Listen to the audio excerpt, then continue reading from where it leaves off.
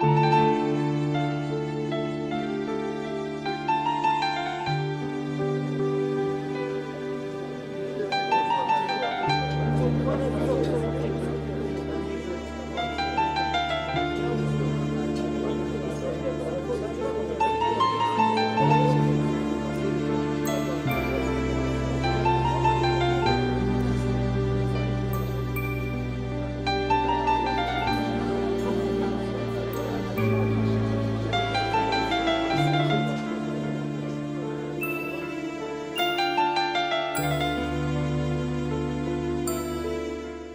предоставляем сейчас хозяину этого гостеприимного дома, штаба татар, да, Рустам Файзовичу Ямалееву.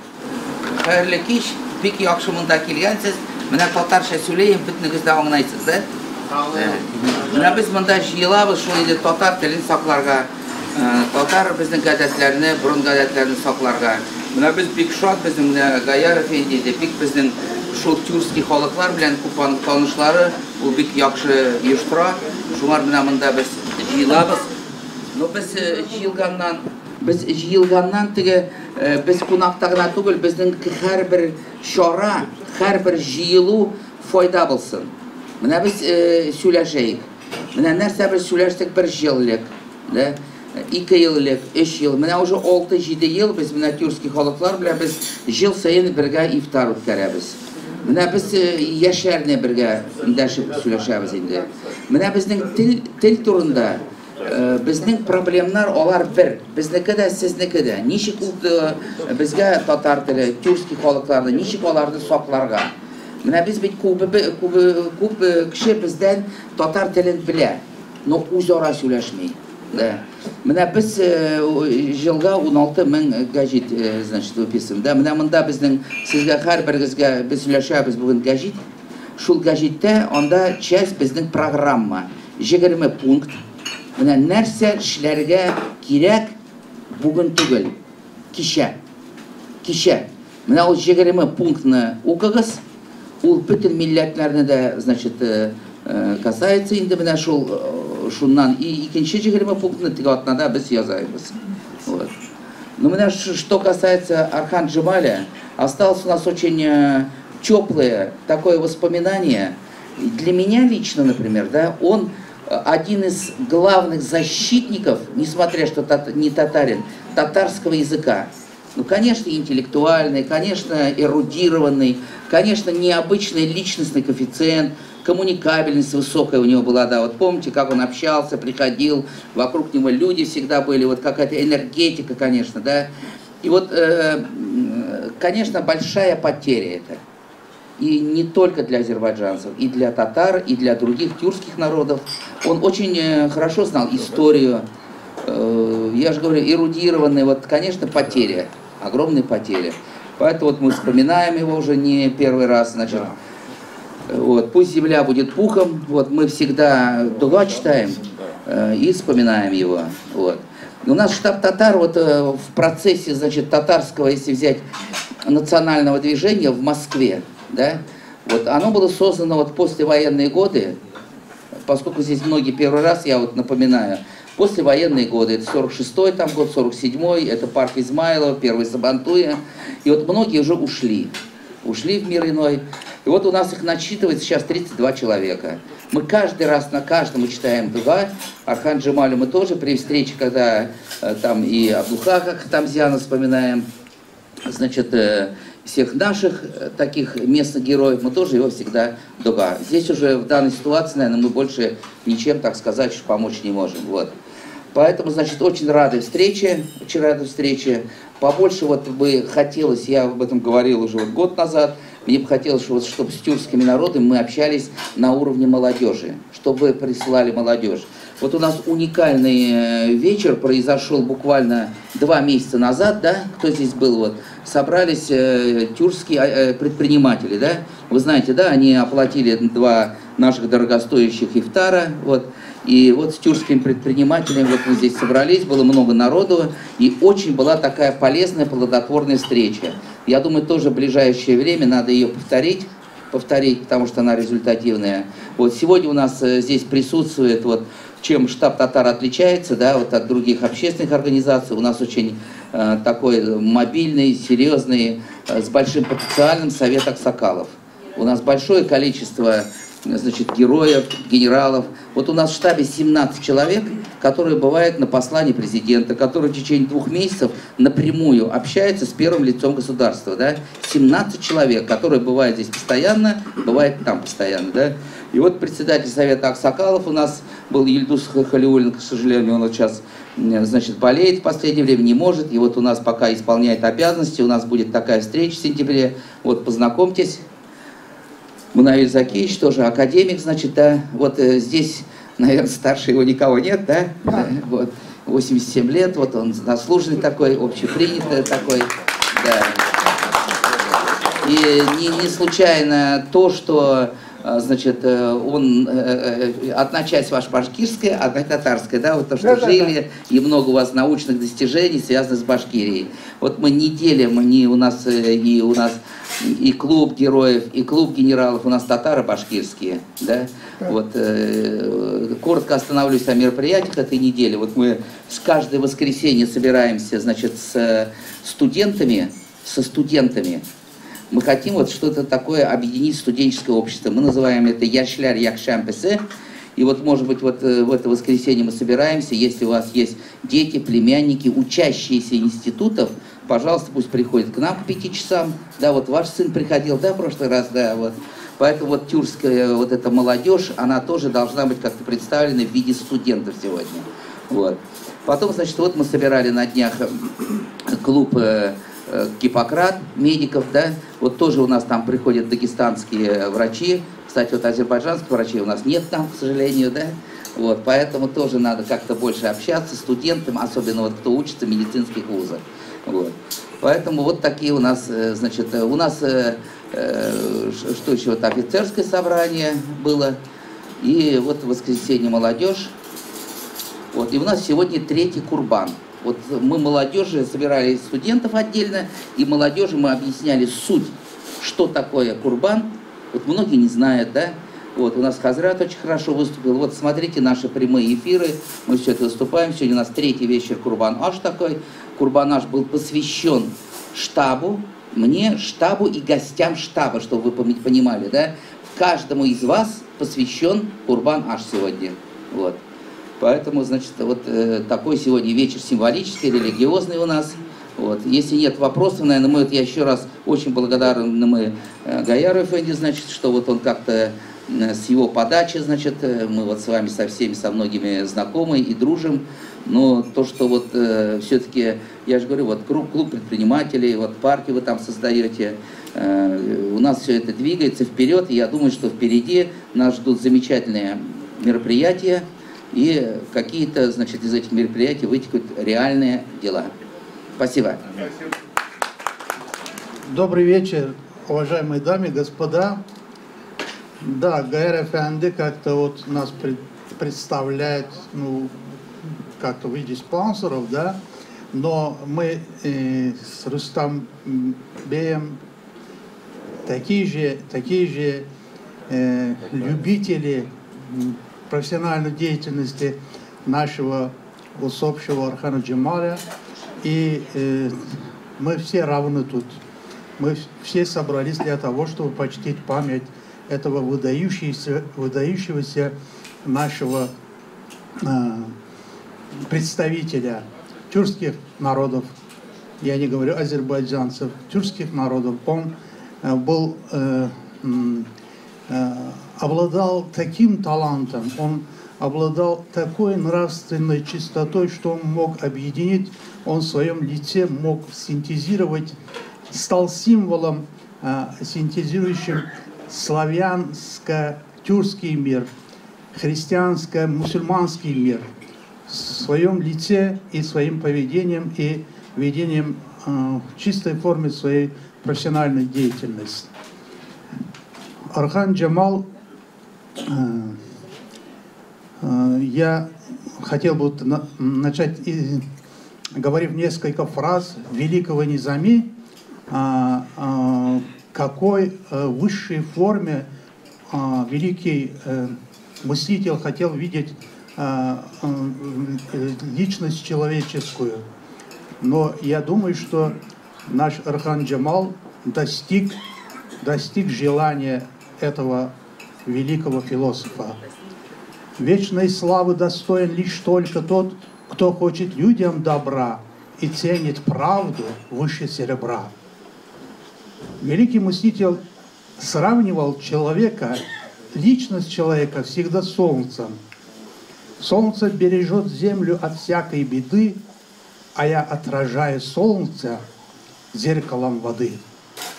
Солнце на покой садится за гранью вод, а вода волною до солнца не доплеснет.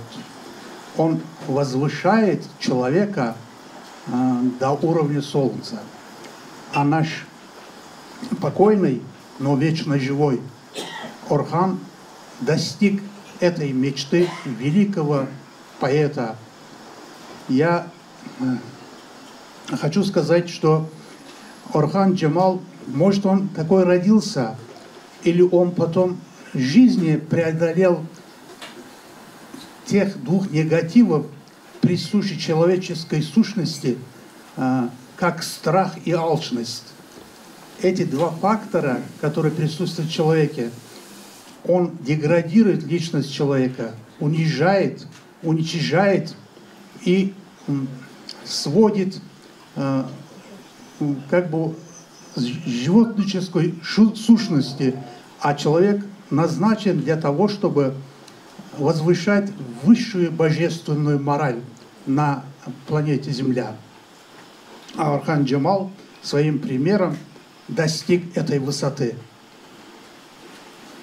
Я благодарен Гаяр Эфенди, несмотря на то, что он так всех представляет, о себе забывает. Я поражен энергетикой этого человека, несмотря на возраст. Он больше всех трудится, больше всех работает, больше всех старается для того, чтобы консолидировать разрозненные, скажем, тюркские общины. Он всячески старается для того, чтобы на Руси, в России был мир, солидарность и мирное сосуществование всех религий и конфессий и национальностей. Давайте поблагодарим Гаяра Эфенди аплодисментами. Сегодня день скорби, день почтения памяти Орхана Джамаля. А Гаяр Эфенди в таком составе или большем составе неоднократно тут собирал людей для того, чтобы достичь той цели, которую я назвал. И спасибо Рустаму Файзиевичу за такую щедрую душу, щедрое сердце, которое все время с улыбкой на лице встречает всех гостей и щедро накрывает столы, и тоже преследует только одну цель, все те цели, которые я назвал. Я благодарен семье Гейдара Джамаля, которая сегодня присутствует. Это я бы назвал современным Сократом современного человечества. Это великий философ. Мы еще не можем недооценить мысли его. Его надо изучать, его надо преподавать для того, чтобы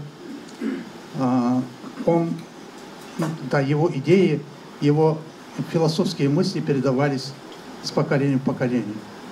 Спасибо всем, каждого благодарю за сегодняшнее присутствие, за почтение памяти нашего, я бы сказал, великого героя. Спасибо всем. Исәнмесез, саумысыз, сездер шундай мына көн белә шундай зур шундай тормышында күп кенә халык өчен яшәгән кешенең шундай көнен без бүген искә төшердек. Менә шуның өчен барыгызга да зур рәхмәт. Человека, который прожил для людей, никто никогда ничего, никто не забудет. Этот человек будет жить долго-долго, пока мы живем, пока мы мыслим, пока мы вот горим вот таким чистым чувством. Вот я полностью поддерживаю ваши слова, ваше вступление Рустама Фаизовича, которого я бесконечно уважаю, потому что таких людей в наше время становится все меньше и меньше. Надо искать таких людей прямо с мечом или что-нибудь огромным, так сказать, прожектором, и это трудно находить. Вот я каждый раз удивляюсь вообще Рустама такие находки. Понимаете, вообще редко вообще встречаешь человека, который может объединить столько людей, вот как вот сегодня наш. Ну, я хочу сказать, как академик энергоинформационных наук. Эту академию создал наш земляк Фирьяз Рахимович Ханцеверов.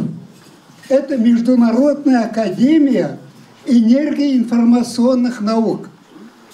Сюда входят такие академики, как Амносов, такие академики, как Глушков.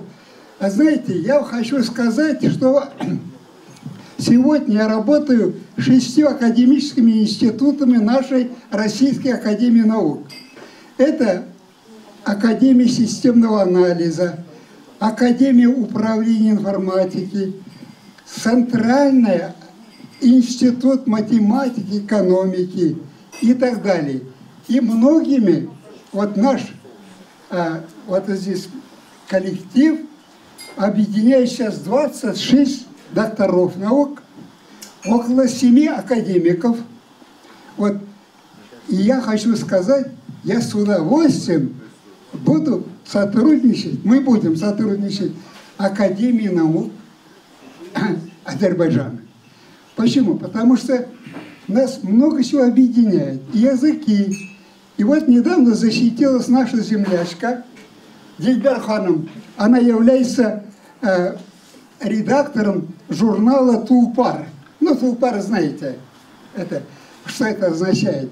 То есть наши народы, вот так они поднимаются с земли. Почему? Потому что выше виднее, как люди живут, как они мыслят, куда они идут. И в этом отношении вот наших людей, вот это и объединяет. Почему мы сегодня отмечаем память этого великого человека, который, вообще, так сказать, как вы сказали, преодолел, там не только 2 вещи, там очень много. Человека сейчас окружает огромное количество таких соблазнов, которые, так сказать, надо одолеть вообще, чтобы по-настоящему жить. Потому что вот наши народы, они всю жизнь с чем-то воевали. Мы воевали немцами, которые хотели нас поработить. Мы воевали голодом. Я даже до 49-го года не знал, что такое хлеб. Вы понимаете, в каких условиях жили? Хорошо, что нас сейчас спасла трава и корова. Вот это мы выжили, стали инженерами, мы одолели это трудности войны, мы вышли. Я являюсь ветераном подразделения особого риска, испытатель атомной водородной бомбы. В 1953 году я просто из деревни Тюпкельде, Башкирской ССР, поехал в Ленинград и поступил в эту военно-морскую академию. И начал заниматься физикой полупроводников. С 1953 года я занимаюсь этой информатикой. Вот я стал академиком этих энергоинформационных наук. Сейчас создаем огромную базу знаний для всех наших республик, В том числе, я думаю, что и создадим и для Азербайджана. Уже база знаний входит 10 миллионов научных трудов. Вы можете, каждый из вас, достичь и прочитать. Я хочу вам сказать, желаю вам всем здоровья, дорогие мои, так сказать, друзья. Желаю вам здоровья и счастья, меньше всяких невзгод, больше счастья. Спасибо вам. Ну а сейчас я хотел бы предоставить слово Гульнар Ханум. Она о семейных каких-то вот особенностях расскажет, может быть, что-то, да?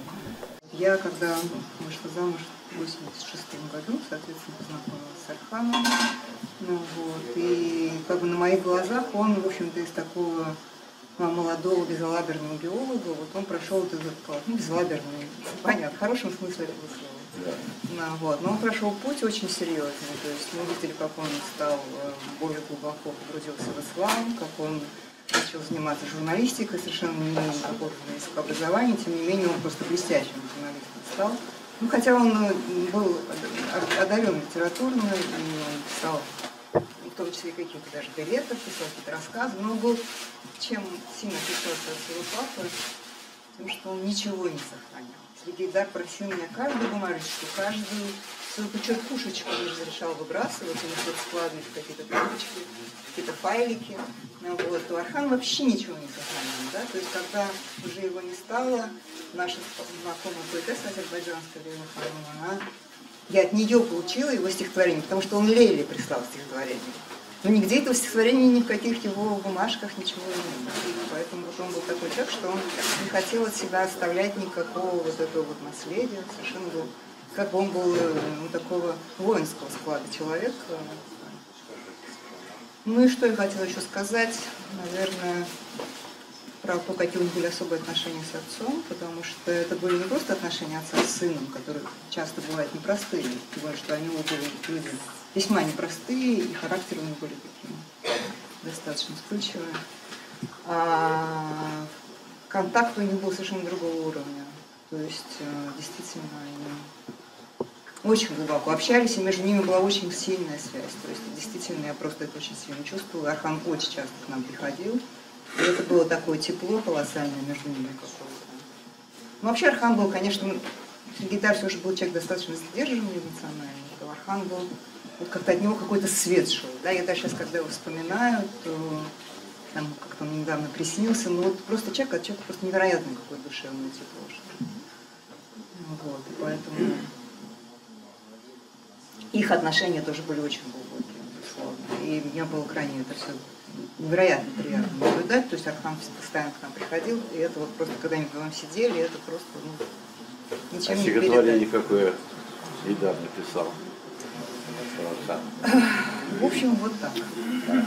Так что еще сказать? Когда Гейдар не стал, то, собственно говоря, вот Архан как бы стал старшим мужчиной нашей семьи. Вот, и какие-то у нас были сложности в организации вечера памяти и все такое. И я, естественно, была в каком-то очень таком состоянии нестабильном. И он мне сказал: Гюля, даже если ты будешь не права, я всегда на твоей стороне. И вот я как бы всегда знала, что вот пока Архан есть, то у меня как бы, ну, действительно в любой ситуации я знала, что он просто такая гора, да, абсолютно стопроцентная гарантия какая-то. Это даже не сколько физическая мне защита, вроде как нужна, мы живем в каком-то мирном пространстве, а чисто экзистенциальная какая-то. То есть я знала, что есть мужчина, который на моей стороне. Вот что я хотела сказать про Архана. А сейчас, конечно, вот да. Но он с нашим сердцем живой, я его все время чувствую. Очень большое тепло от него чувствую, защиту. Я просто вспоминаю, вот мы в прошлый раз читали, стихотворение было Гейдара Джемаля, посвященное его сыну, когда я умру, да, ты придешь к моей могиле, там, в общем, я сейчас слов не помню, но очень сильное стихотворение. Вот. Это действительно очень трогательно. Но сейчас мы, наверное, давайте перейдем к основной теме, наверное, нашего выступления, нашего собрания. Дело в том, что вот мы помним об Архане, этот человек действительно удивительной жизненной энергии был, он воодушевлял здесь всех, весь зал воодушевлял своими словами, своей энергетикой, вот. Но, в принципе, значит, Архан оставил нам свой завет, вот о котором я все время помню, хотя он и моложе меня значительно, вот, но я считаю его учеником и считаю своим долгом этот завет выполнять, понимаете? Это всего лишь одно слово. Вот я сейчас поставлю часть его выступления, очень короткую. Вот. И вы послушаете. А кто-нибудь из национальной интеллигенции попытался отказаться в публичной сфере использовать русский, потому что его обязаны понимать по-татарски, обязаны, потому что это госязык? Кто? Вот это называется политический подход. Это называется политический подход. А за ним вот эта вот культура, да, то, что вот этот язык, это язык не только общения, но язык создания продукта культурного. Это все подтянется. Подходите к вопросу политически. То есть вот нужна политическая воля. Понимаете, мы много говорим о сохранении культуры, языков, мы говорим о сохранении страны. А есть ли у нас политическая воля для этого? Вот в чем вопрос. Хотим ли мы сами этого? Хотим ли мы этого добиться своими силами? Вот давайте мы эту тему обсудим. Что нам не хватает для этого? Прежде всего, очень признателен вам всем. И безумно, вот мне тепло от того, что вы собрались, и вот память Архана уважайте и так далее. Второе, постараюсь коротко. Некая ясность, потому что очень много всегда удивляется. Я вардан, армянин, он Архан, Джемаль. Вот как это так? Вот как кладбище один услышал, говорит, акцент у тебя, говорит, не азербайджанский. Говорю, да, я армянин. А что ты тут делаешь? Говорю, ну как, друг мой. Друг? Так удивился. Да. И вот тогда я, как после этого случая, я задумался, а мог ли я не быть его другом? Мы с ним друзья с 80-х годов и много чего прошли. Задумался, я понял, что нет в мире ничего, что я мог променять на эту дружбу. Естественно, у нас были разговоры и о войне, и о мире, и об армян, и о Азербайджане и так далее. Но то, что вы сказали про Архана, все правильно. Он был бессеребренник, он всегда искал справедливости и так далее. Поэтому эти разговоры были не с точки зрения, что он будет доминировать, а я сдамся. Я буду доминировать, а он сдастся. Нет, мы всегда были равны, мы друг друга заполняли, дополняли и принимали. Да, бывали моменты, когда он говорил, да, ты прав, но я, мол, принимать не могу. Бывало, я говорил, когда осознавал его правоту. И вот мы друг друга только дополняли. И что хотел сказать, Архан, как и мы всегда, он всегда оставался молодым. В каком смысле? Как молодой, он всегда искал справедливый мир, справедливости.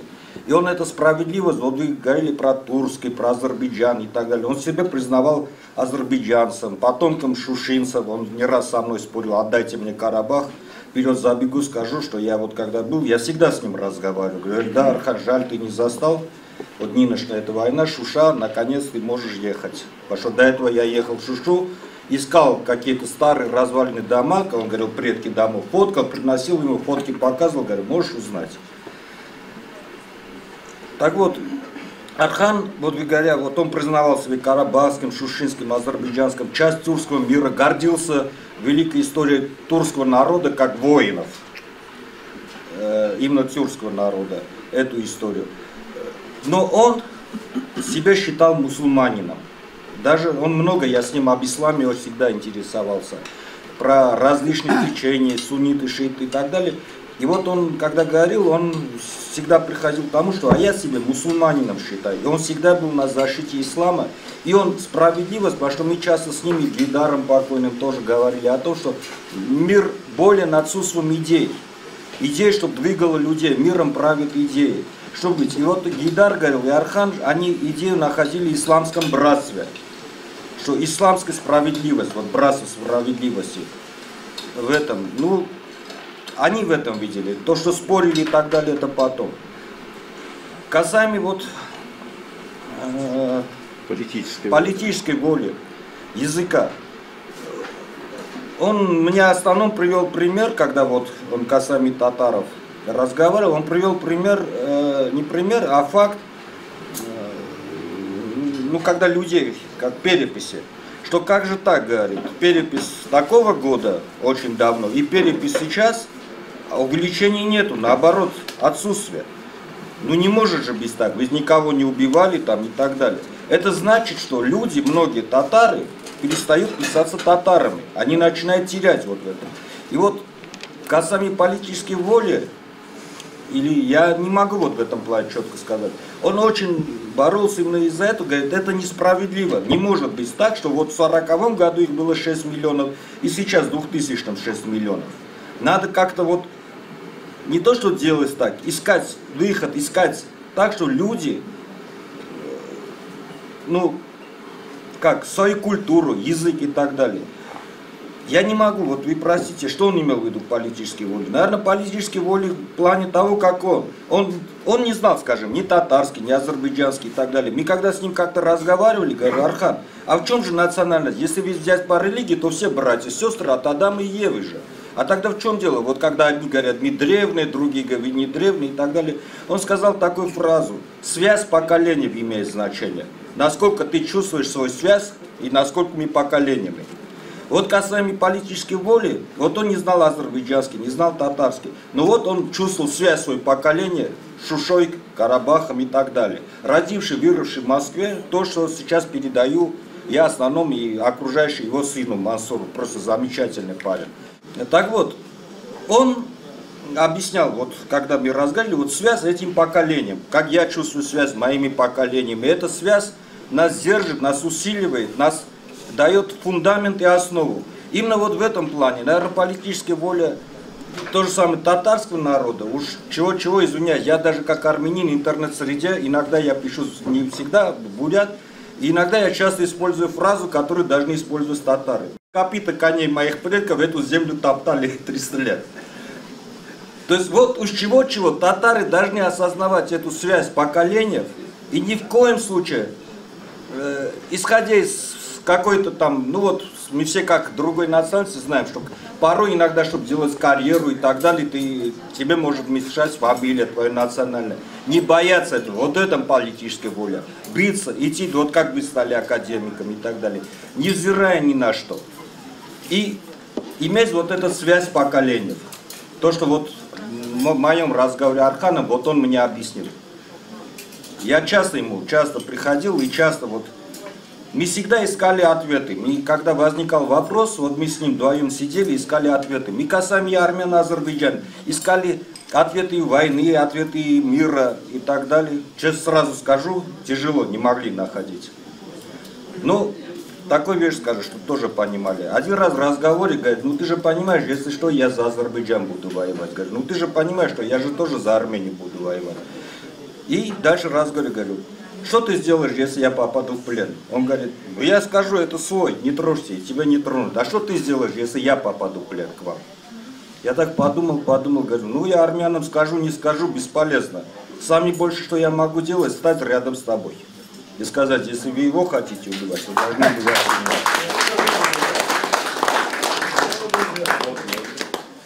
меня. Так что спасибо вам, я очень признателен вам, действительно очень признателен. Потому что уходом Архана, вот для меня некая вот зияющая действительно пустота. Но это место, вот вперед забегу скажу, я рад за Мансура, заполняет он тихонько. Я Мансуру говорю, придет, Мансур, время, когда ты будешь говорить, а я буду слушать. Просто замечательный парень, обязательно. Ну, у нас известный писатель Мурат Аджи ведь тоже сказал, единый народ единой страны, понимаете? Вот у нас страна единая, и должен быть единый народ, независимо от национальности, от вероисповедания и так далее.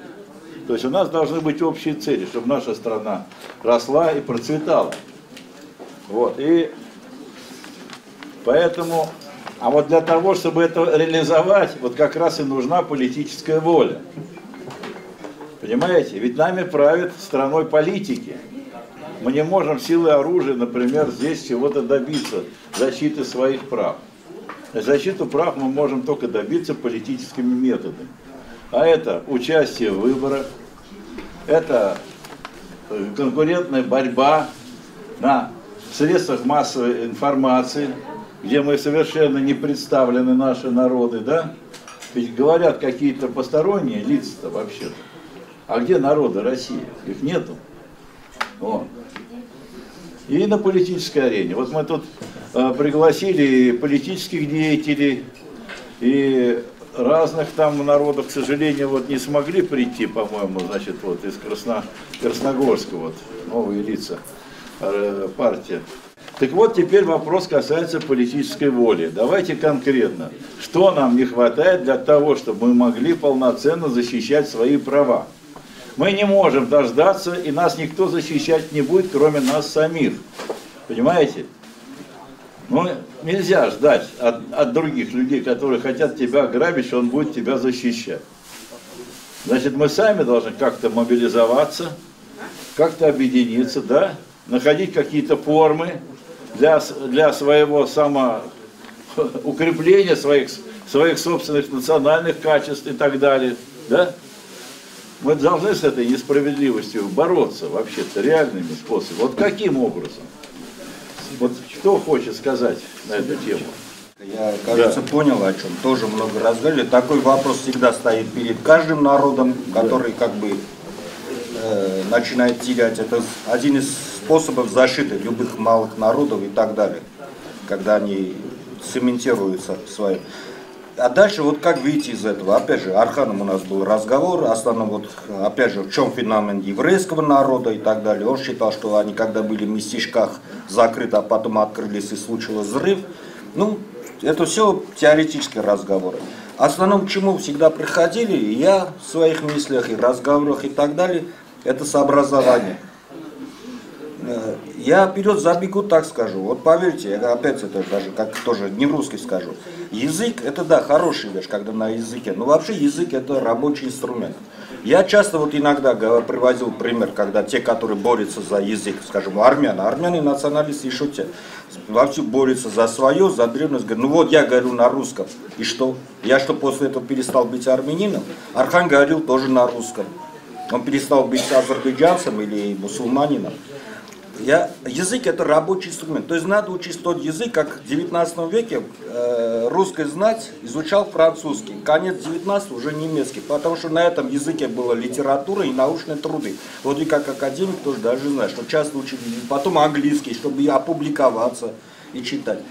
Значит, надо дать образование, чтобы человек понимал свои корни, свои происхождения, но получать то образование, которое его двинет вперед, сделает карьеру в различных сферах. Это действительно печально, что после ухода Архана в этой сфере журналистики я тоже никого не вижу, который представлял интересы ислама.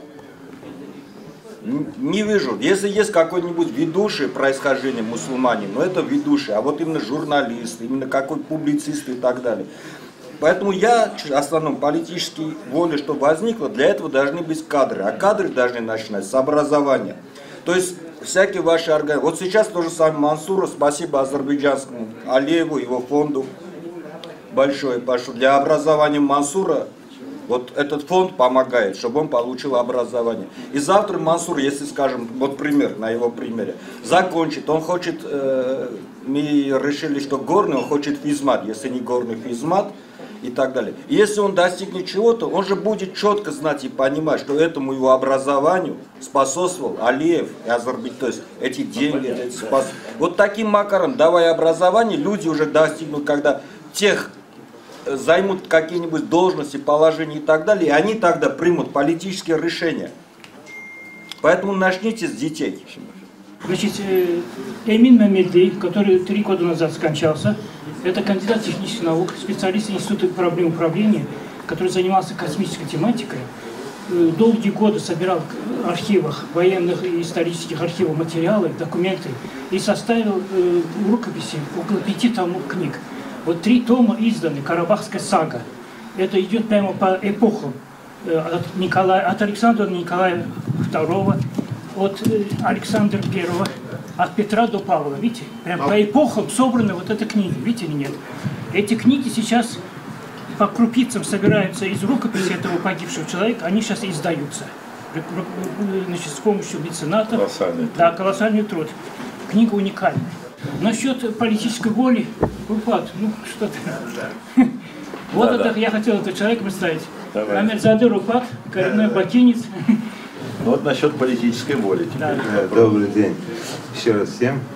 Дело в том, что получилось как бы очень знаменательно. Значит, сам Гейдар Джамал и его сын Орхан, они родом из Шуши. Да, и, кстати, данная трилогия, да, она посвящена 300-летней истории Карабаха. Должно было быть, значит, выйти 9 томов. Просто автор скончался, вот, когда вышел второй том.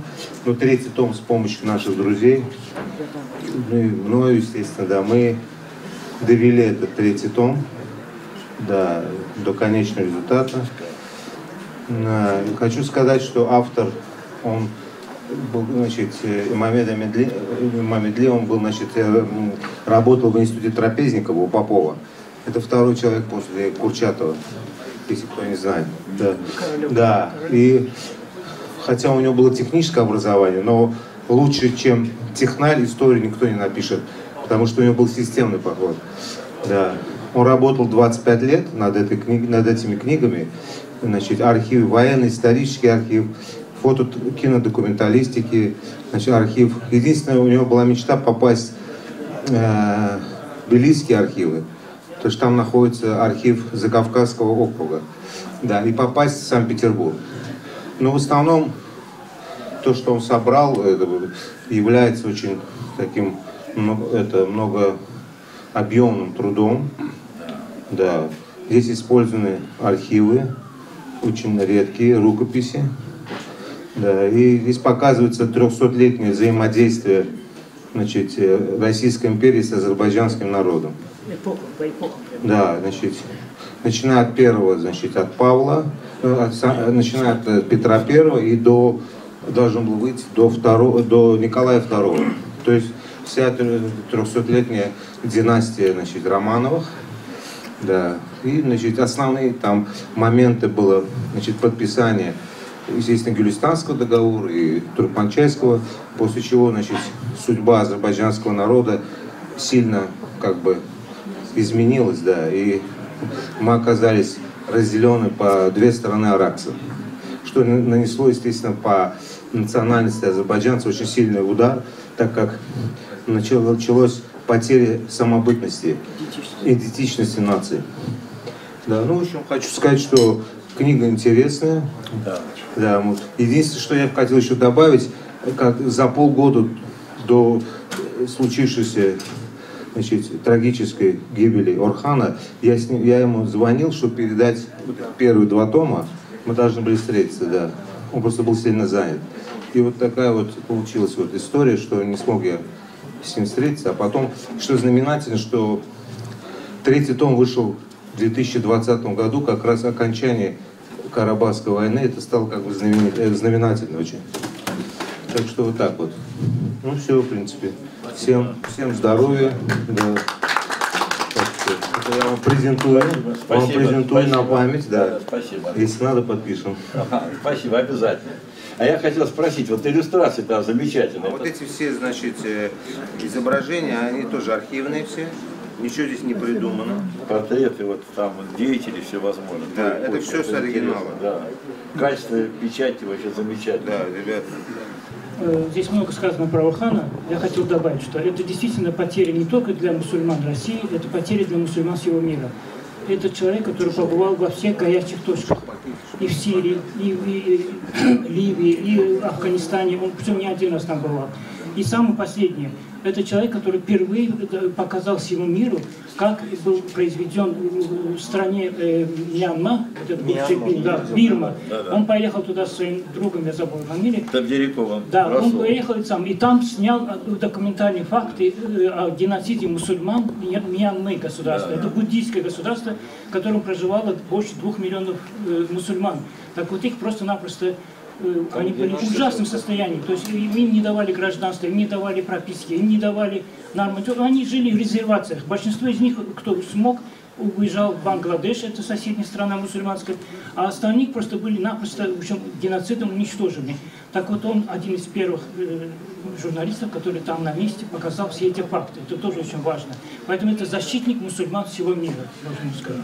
То есть мусульмане мира потеряли такого человека. Так, нет, еще вопрос. Да, давайте, что делает азербайджанская община по поводу ну, что мы можем делать? В политическом процессе вообще, как участвовать? Ну, дело в том, что в последнее время вот эта стратегия правительства, то, что идет, ну, будем так открыто говорить, насаждается российская идентичность, это действительно, знаете, идет поэтапная, нормальная, мощная волна, именно, значит, я по-другому не могу сказать. Под словом российская идентичность, потом, если этнограф говорит о том, что, вот вы говорили про перепись, да? Если академик-этнограф говорит фразу, что это такое?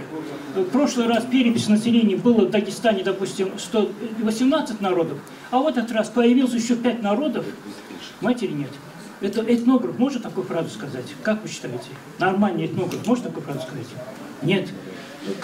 Да, действительно, я сам свидетель, как турки-месхетинцы, которые жили в Грузии, они по каким-то житейским своим причинам, они вынуждены делать свои фамилии грузинскими. То есть они сказали, им так легче жить и легче работать. Значит, Рашид Заутадзе.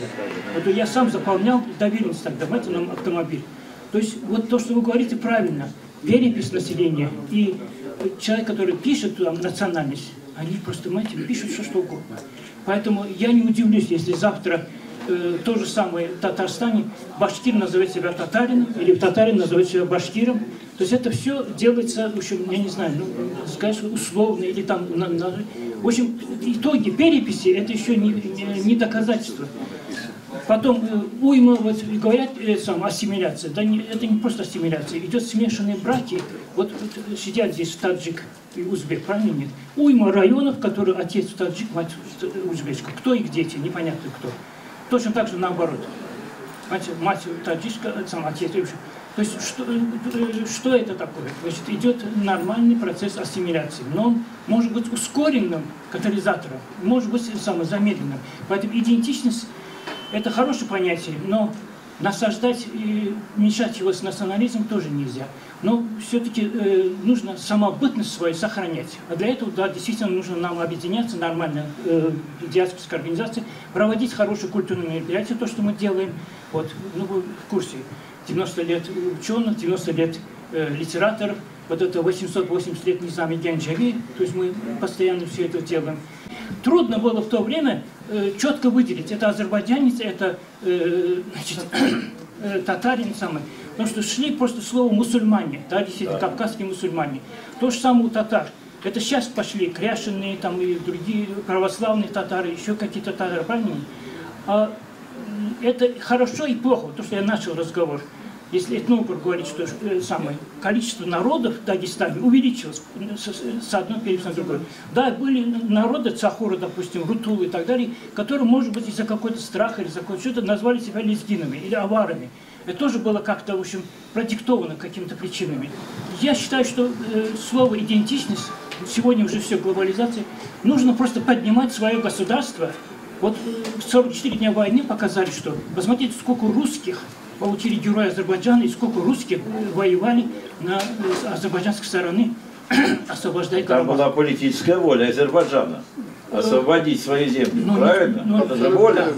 Ну, в общем, и лезгины, и курды, да. И самые, те же самые, вот я говорю, рутулы, цахуры, которые живут в Азербайджане, они действительно, никто их из-под палки не выгонял сейчас, почти все армии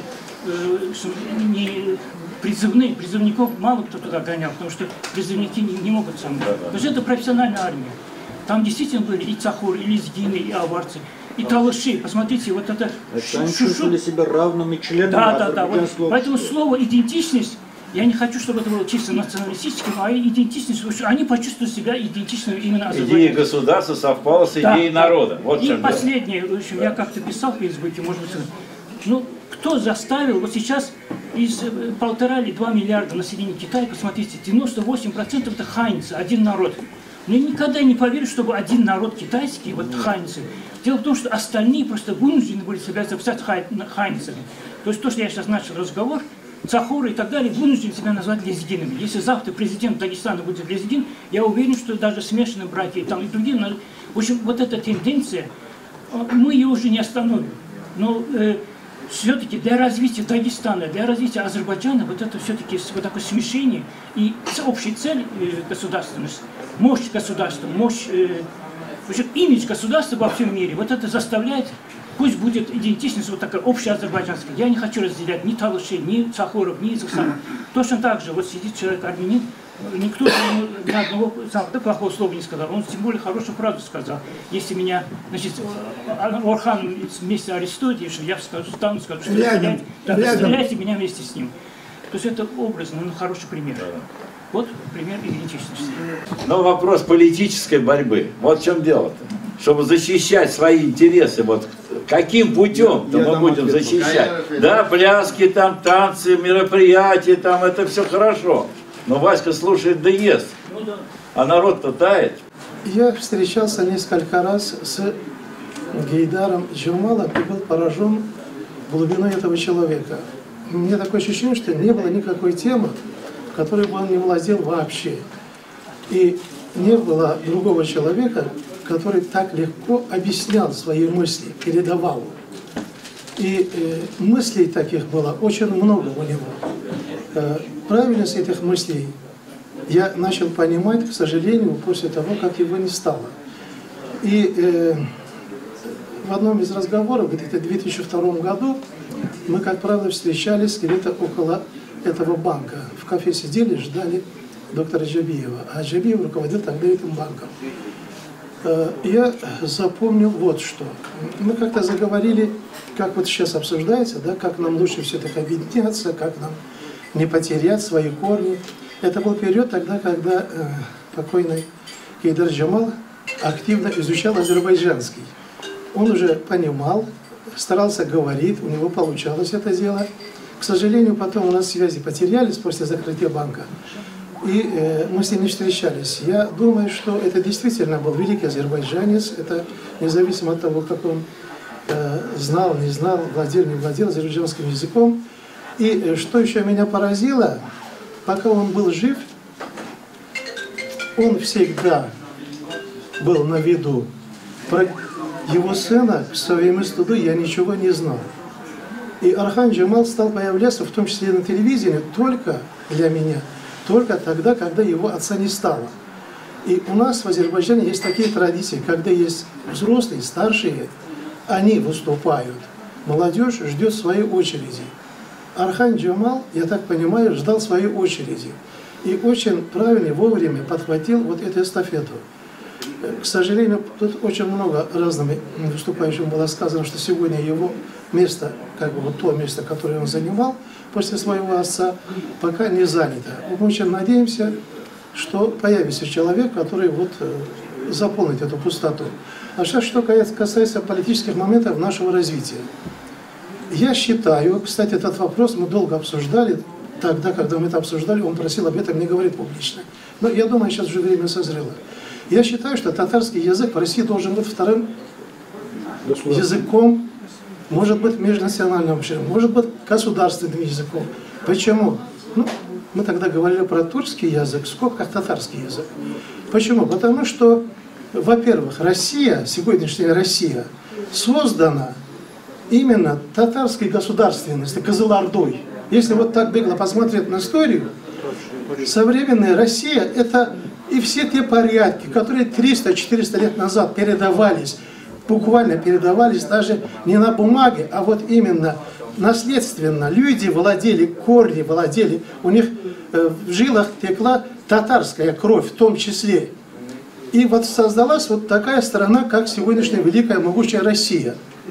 И в этой стране обязательно должен быть некий статус татарского языка. Это один из возможностей нашего совместной самоидентификации. Это очень важный момент.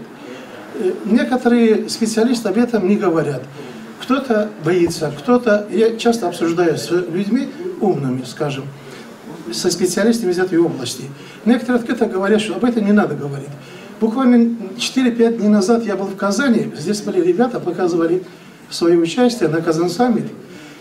Я там встречался с очень интересным человеком, ректором Российского мусульманского университета Мухаммедшиным. Человек очень уважаемый, человек очень глубокий. Буквально за 3 минуты мы очень много с ним говорили, вот в том числе на эту тему. И я этого человека зауважал, вот, скажем, после Гейдара Джамала, это второй человек, с кем мне было так интересно разговаривать.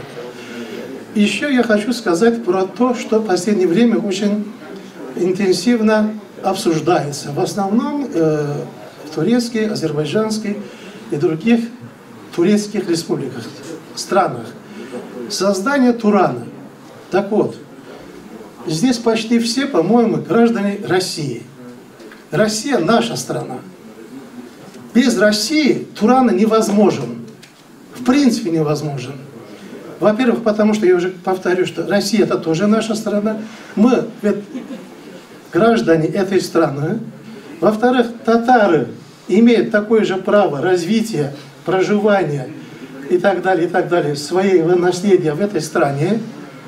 И, в-третьих, Россия граничит абсолютно со всеми теми странами, которые предположительно войдут в Туран. И еще такой момент. На современном этапе Россия нуждается в союзниках. А какие могут быть сегодня самые надежные союзники, кроме Турции, Азербайджана, Казахстана и так далее? Еще по той причине, что в самой России живут туркоговорящие, в том числе и татары, или же исповедующие ислам, различные национальности. Вот я считаю, что начало 21 века это действительно тот период, тогда, когда и Россия, и исламский мир в лице турецких стран, в которых сегодня очень активно обсуждается и очень плодотворно обсуждается создание Турана, без России этот проект не будет двигаться. И Россия должна быть в этом составе тоже. Вот, собственно, все. Спасибо.